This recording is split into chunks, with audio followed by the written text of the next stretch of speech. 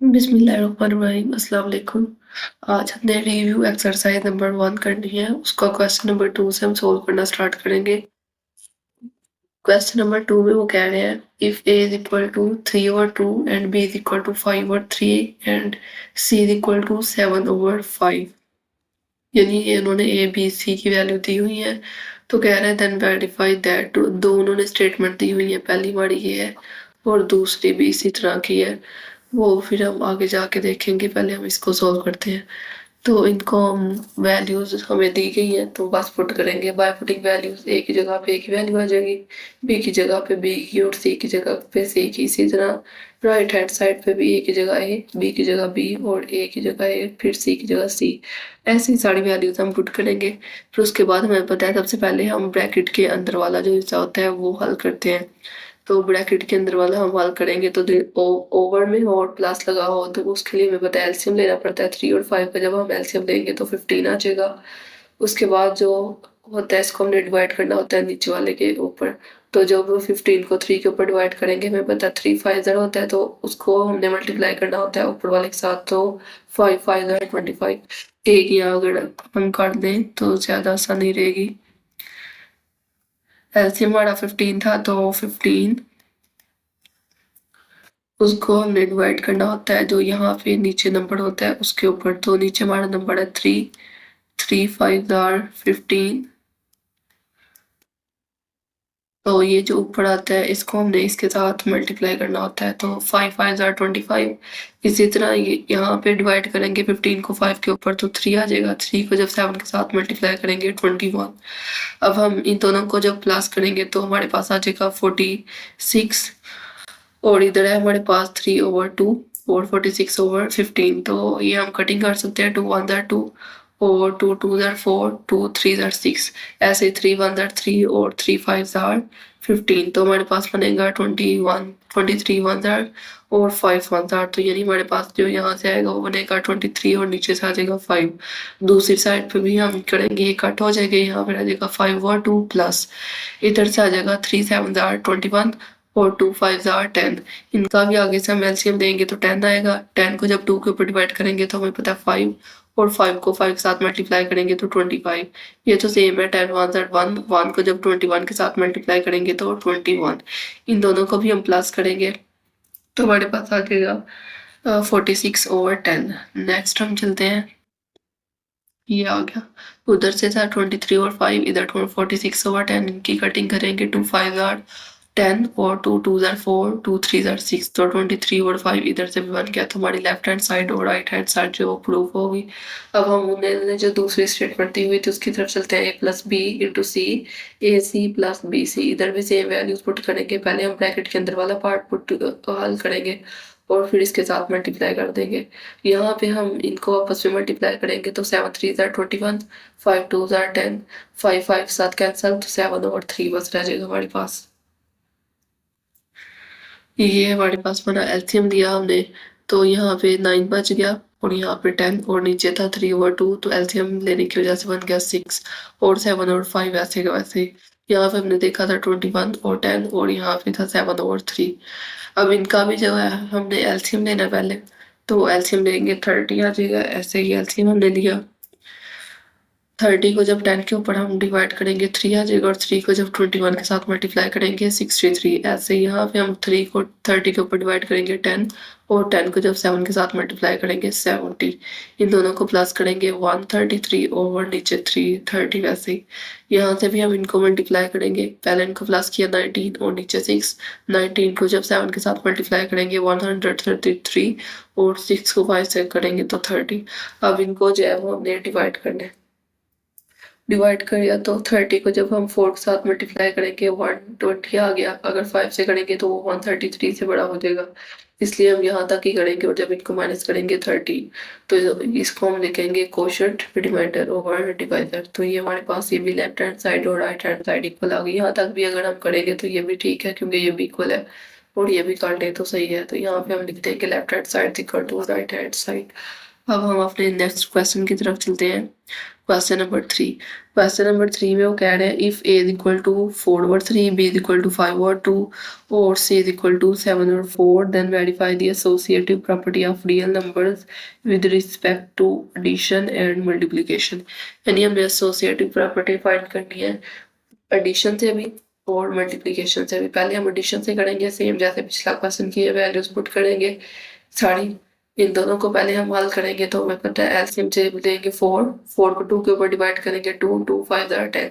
यहाँ पे तो सेम है, 1 आ जाएगा, 1 को 7 के साथ मल्टीप्लाई किया 7, 7 और 10 को मल्टीप्लाई किया 17, ये वैसे का वैसे ही। इधर भी हम 3 और 2 का एलसीएम देंगे 6 आ जाएगा, 6 को 3 के ऊपर डिवाइड करेंगे 2 और 2 को 4 के साथ मल्टीप्लाई किया 8। इधर भी 6 को 2 के ऊपर डिवाइड करेंगे 3 और 3 5 are 15, ये वैसे आ जाएगा। इन दोनों को प्लस करेंगे 23/6 वैसे ही 7/4। नेक्स्ट अब हम इन दोनों का भी एलसीएम देंगे और इन दोनों का भी एलसीएम देंगे। नेक्स्ट चलते हैं, ये हमने एलसीएम दिया तो 12 आया।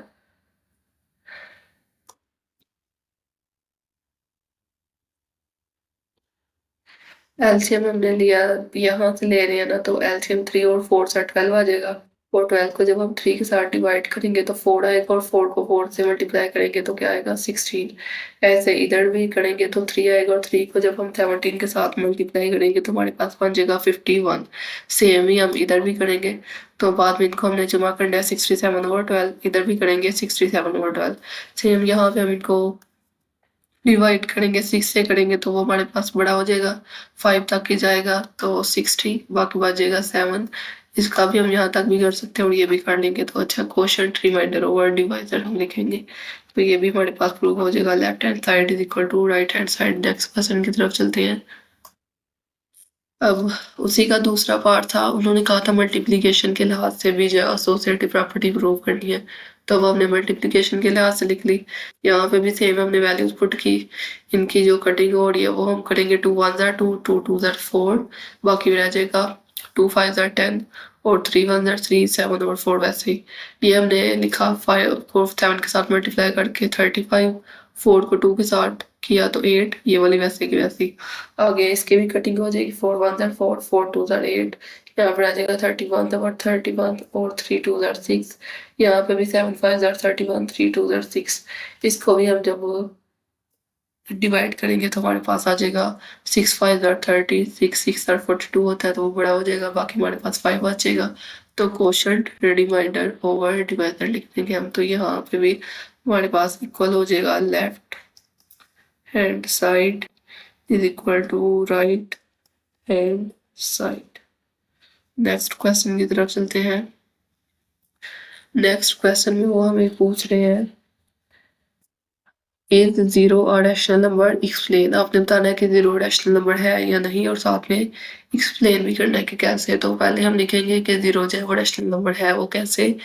हमें पता है रैशनल नंबर को हम पी ओवर क्यू की फॉर्म में लिखें, तो कोई भी नंबर जिसको हम पी ओवर क्यू की फॉर्म में लिख सके और क्यू जो है वो जीरो के इक्वल ना हो तो वो रैशनल नंबर है। तो यही हम करेंगे, because rational number are written as P over Q where Q is not equal to zero and we can write zero का भी हम इस फॉर्म में लिख सकते हैं, इस फॉर्म लाइक 0/1 इक्वल टू 0 और ओवर के नीचे 0 नहीं है। तो ये हमने स्टेटमेंट के मुताबिक लिख दिया पी ओवर क्यू की फॉर्म में। अगर ये लिखा जा रहा है तो उसका मतलब 0 जो है वो रैशनल नंबर है। आगे क्वेश्चन नंबर 5 की तरफ चलते हैं। वो कह रहे हैं straight trichotomy property of the real number. ये क्या प्रॉपर्टी होती है, इसका मतलब होता है कि अगर हमारे पास ए और बी टू रियल नंबर है तो ये तीन ही स्टेटमेंट हमारे पास बन सकती है। या तो ए जो है वो लेस देन हो सकता है बी से, या ग्रेटर देन हो सकता है, या इक्वल हो सकता है। वो कैसे, जैसे अब हम लिखते हैं ए है हमारे पास 1 और बी है हमारे पास 2, तो या इसके मुताबिक क्या बन रहा है, हमारे पास ए जो है वो है लेस देन बी से, क्योंकि ए लेस देन होता है 2 से, 1 बल्कि 1 लेस देन होता है 2 से। तो ये है कि या तो ये स्टेटमेंट होगी या फिर ये वाली होगी कि अगर हम यहाँ पे 2 रख लें और यहाँ पे 1 रख लें या फिर दोनों को इक्वल रखेंगे तो इक्वल आ जाएंगे। तो यानी ये इनमें से एक प्रॉपर्टी जो है वो हमारे पास पूरी होगी। तो ये हमारा होती है हमारे पास ट्रिकोटोमी प्रॉपर्टी। अब हम नेक्स्ट क्वेश्चन नंबर 6 की तरफ चलते हैं। क्वेश्चन नंबर 6 में कह रहे हैं find to rational number between 4 and 5। वो कह रहे हैं 4 एंड 5 के दरमियान टू रैशनल नंबर इंसर्ट करें। तो उसका तरीका क्या होता है, दोनों दिए 4 और 5 को ऐड करेंगे और मल्टीप्लाई करना होता है 2 के साथ। इनको जब ऐड करेंगे 9 आ जाएगा 1/2 वैसे ही 9 1 9 ओवर में 2 वैसे ही हमारे पास क्यू शो करता है रैशनल नंबर को, तो ये हमारे पास Q1 यानी पहला रैशनल नंबर आ जाएगा। अब हमारे पास 3 हो गया रैशनल नंबर, यानी तो उन्होंने दिए हुए थे नंबर ये और एक हमने रैशनल नंबर यहाँ से फाइंड किया, तो इधर से हम कोई भी ले सकते हैं, ये भी ले सकते हैं, ये भी ले सकते हैं। अगर हम ये वाला लेंगे तो 9/2 के साथ अब हम इसको ऐड कर देंगे और मल्टीप्लाई 1/2 हमने हर दफा करना होता है। तो इनका हम एलसीएम लेंगे, यहाँ पे कुछ नहीं है तो यानी 1 है, तो एलसीएम हमने लिया तो आ गया 2। 2 को 2 के ऊपर डिवाइड करेंगे 1 और 9 1 9, यहाँ पे कुछ भी नहीं है 1। 2 को 1 के ऊपर डिवाइड करेंगे तो 1 2 2 होगा, तो 2 2 2 5 10 आ जाएगा। इनको ऐड करेंगे 19/2 1/2 ऐसे ही 19 1 9 19/2 2 4। तो यहाँ पे हमारे पास दूसरा यानी Q2 टू रैशनल नंबर आ गए। पहला है 9/2 और दूसरा है 19/4। नेक्स्ट क्वेश्चन नंबर 7 है, उसकी तरफ चलते हैं। कह रहे हैं सिंप्लीफाई द फॉलोइंग, इनको सिंप्लीफाई करें। यहाँ पे सॉरी यहाँ पे 5 लिखा हुआ है, ये हम करते हैं। उसके बाद ये हमें पता है ये जहाँ पे कुछ भी नहीं होता तो ये सिंपल अंडर रूट की वैल्यू यहाँ पे हम लिखते हैं। सिंपल अंडर रूट होता है हमारे पास 1/2 के। अब यहाँ पे उन्होंने 5 लिखा है तो ये 1/5 के इक्वल है, तो हमने ये ब्रैकेट अंडर रूट खत्म करके 1/5 लिख दिया इसकी जगह पे, बाकी अंदर वाला वैसे के वैसे ही। अब हम हर नंबर के साथ 1/5 पावर अलग कर लेंगे, इधर भी इधर भी। तो 5 1 5 3 15 ऐसे ही 5 1 5 7 35 5 1 और 5 4 20।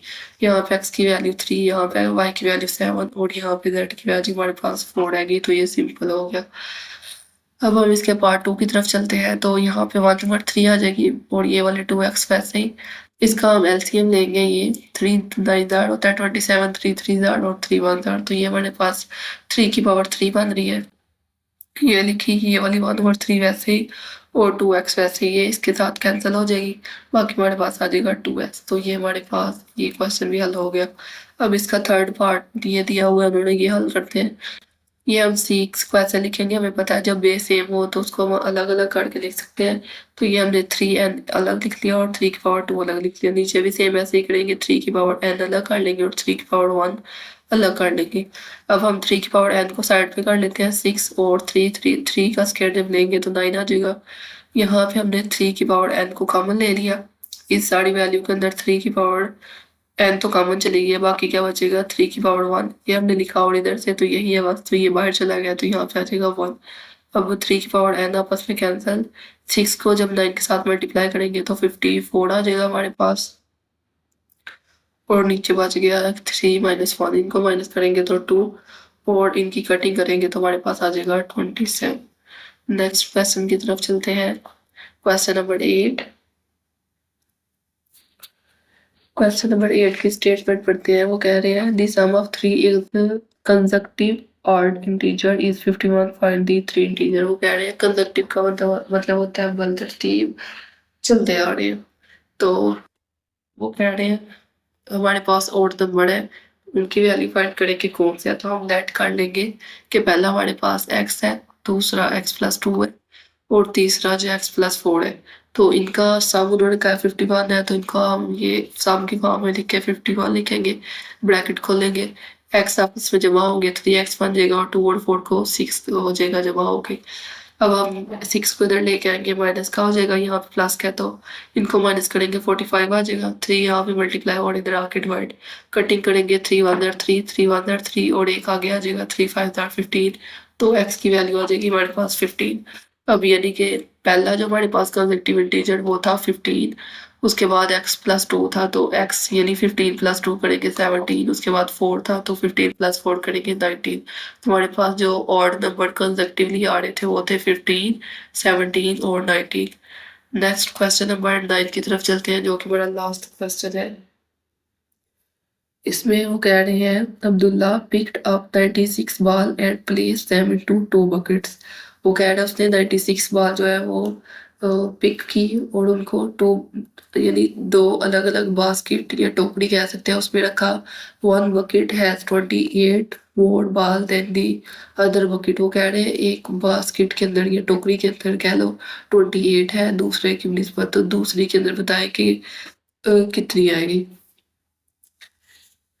तो इसको हम सोल्व करते हैं। फर्स्ट बकेट में हम करेंगे, फर्ज कर लिया x है और सेकंड में उन्होंने कहा कि x प्लस 28 यानी टोटल जो है वो बन जाएगी। x के अंदर ऐड करेंगे 28 को, तो टोटल उसने जो पिक की थी वो थी 96। अब हम इन दोनों इक्वेशन को ऐड करेंगे x प्लस 28 और 96। ब्रैकेट खोलेंगे 2x हो जाएगा और 28 यहाँ पे प्लस के अंदर जाएगा तो माइनस का 28 माइनस करेंगे 68 आ जाएगा। ये यहाँ पे मल्टीप्लाई हो रहा है, इधर आएगा तो डिवाइड हो जाएगा। तो इनकी कटिंग करेंगे, हमारे पास बच जाएगा 34। इन दोनों को जब हम 28 और 34 को ऐड करेंगे तो 64 आ जाएगा। तो यानी जो दूसरी बकेट से उसके अंदर 62 बाल्स आ रही है। तो ये हमारी रिव्यू एक्सरसाइज नंबर 1 जो है यानी पहले चैप्टर की रिव्यू एक्सरसाइज कंप्लीट हो गई और हमारा पहला चैप्टर भी जो है वो कंप्लीट हो गया। अल्लाह हाफिज।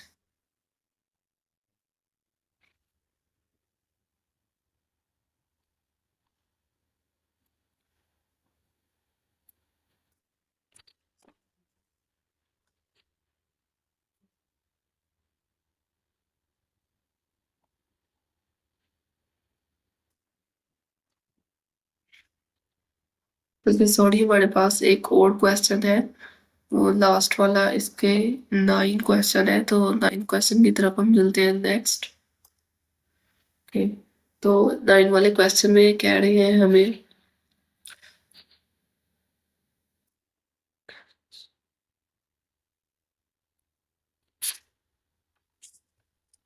बल्कि 10 है लास्ट क्वेश्चन हमारा, तो यहाँ पे भी रॉन्ग लिखा गया है। लास्ट वाला क्वेश्चन हमारा बन रहा है 10, तो यहाँ पे हम लिखते हैं 10।